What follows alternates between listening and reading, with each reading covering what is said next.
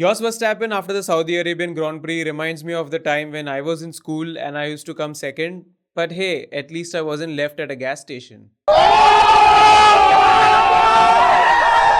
the 2023 Saudi Arabian Grand Prix is done and now we know what we already knew. Red Bulls are untouchable, Aston's pace is real, Ferrari's FIA is still FIA, and Mercedes realized that decisions can be changed after a race.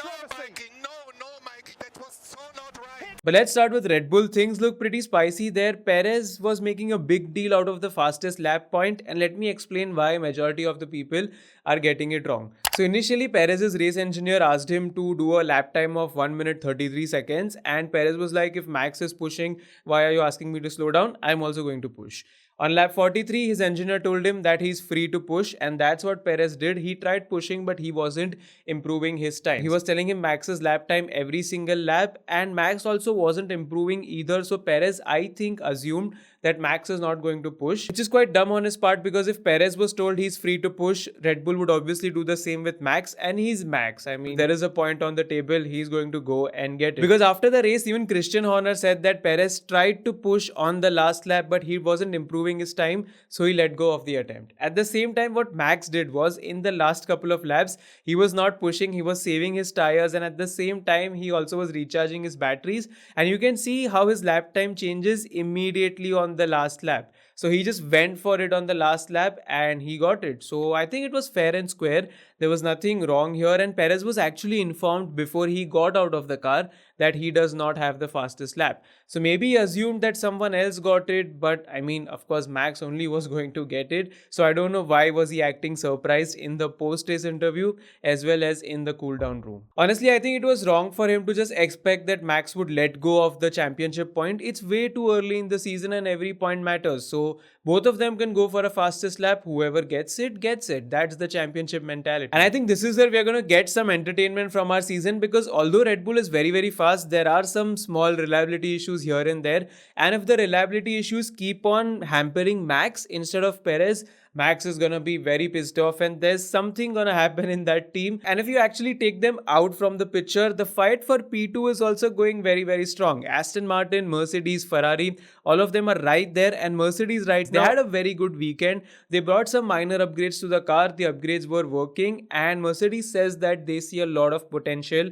in another concept that they are doing in the wind tunnel, and that upgrade is going to come by Baku or Imola. The bodywork of the car is going to change heavily, so I do think that they're going to be a lot faster after that upgrade package. Russell was the better driver out of the two throughout the weekend. Hamilton was asked why things weren't going so great for him, and he said that he went with the wrong setup. He thought it was going to work out, but it didn't. And if we talk about the Aston Martins, their pace is real, man. Fernando Alonso did a very good job in driving the car, and on the first lap, not only did Alonso get the lead, you can also see Stroll's overtake on Sainz. That was one crazy overtake, and I was actually hoping for some surprise from Stroll. Unfortunately, there was an issue with his engine and they had to DNF the car, but man, that would have been interesting to have both the Aston in points. But once again, FIA at their best. If you see Stroll's car, it was more or less out of the way. They could have just put in a virtual safety car or a yellow flag or something and things would have been done. But they put out a full safety car, which completely ruined Ferrari's strategy with the pit stops. And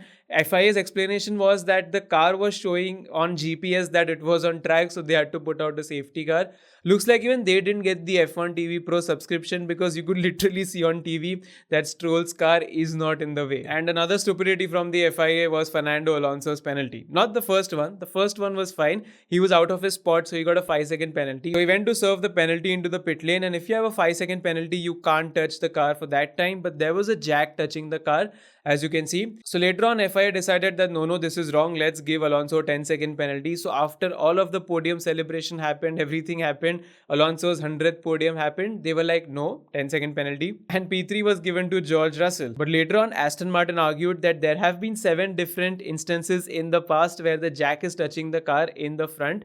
And all of the teams had agreed that it's okay to have the front jack because it helps in aligning the car.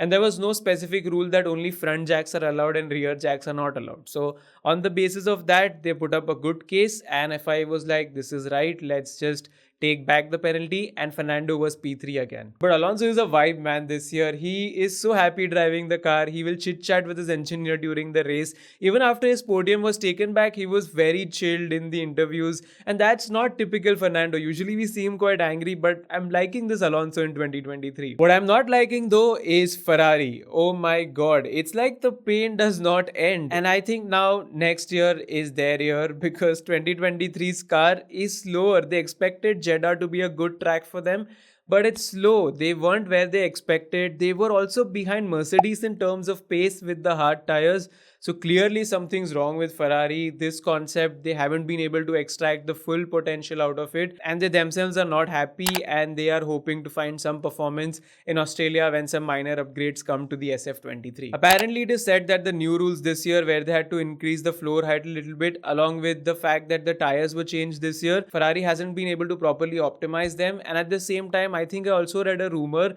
where they were also considering a concept like Red Bull. And it's not complete if Ferrari does not do some typical Ferrari things. So in the race, Hamilton was ahead of Leclerc during the safety car.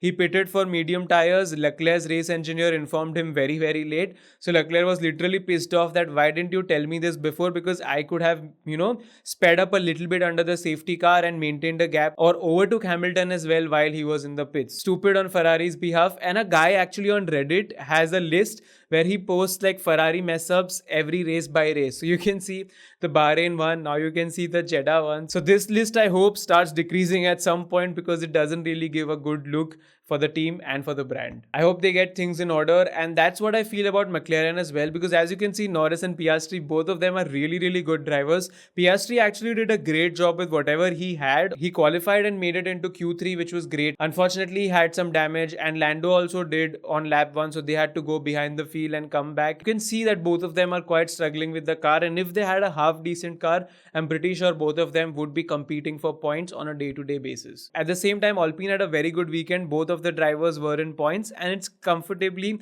I think, the 5th fastest car right now. And Haas also got into points with Kevin Magnussen. Nico Hülkenberg missed out on points, but it's a good start for them. But anyways, that was the Saudi Arabian Grand Prix. That was everything about the race. I mean, it was a little bit boring. It got interesting in some parts, but it was boring in some other parts. But overall, still a pretty good race. What are your thoughts about Red Bull, Ferrari, Mercedes? Let me know in the comments. If you'd like to see any other videos here apart from race reviews, you can tell me. I'll try to make maybe F1 gameplay, or maybe meme reviews or something like that. Let me know in the comments. Thank you for watching, and I'll be back in the notifications very, very soon.